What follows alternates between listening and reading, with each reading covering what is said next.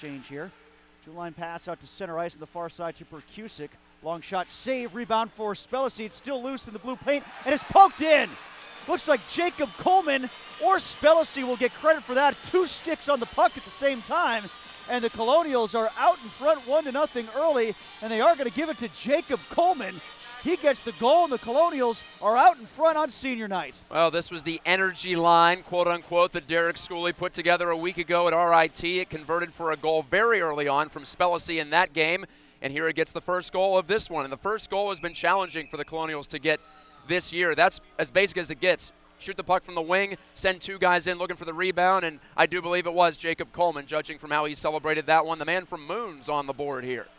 So the Colonials clipped in by Hunter all the way across the ice to Lemon. Wrist shot, score!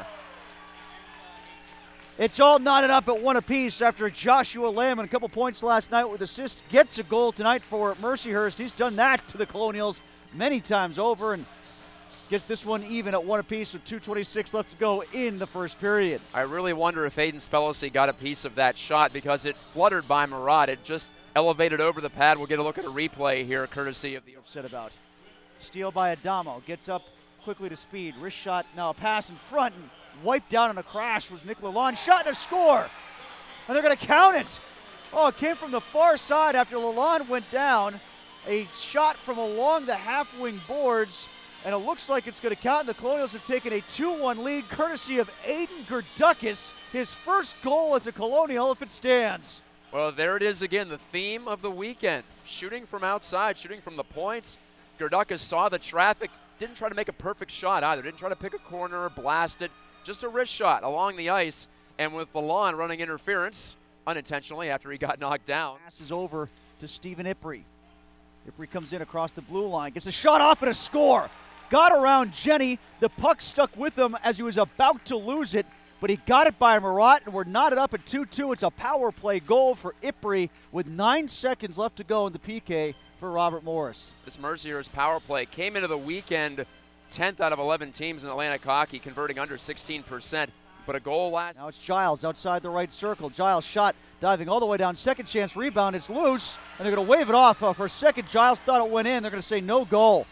Giles raises his arms. Watt was there too, and they're going to say no goal for Robert Morris.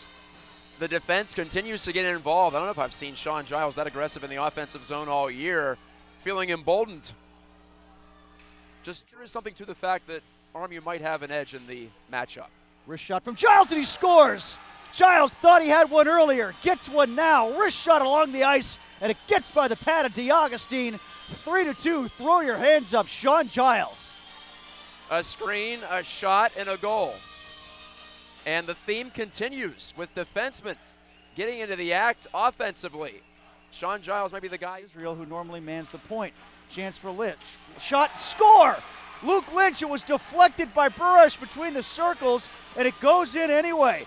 So Luke Lynch, who was the victim of the cross-check, pays it off with a goal, and the Colonials are up by 2 as Lynch is on the scoreboard. Well, I definitely want to talk to Luke Lynch after the game to get his opinion on that turn of events. And he finally got a bounce, Tim. He hasn't gotten many this year, but that banged off of Barash's stick off the ice, and DeAugustine just couldn't react to the change in direction and velocity. So Lynch gets his 8th.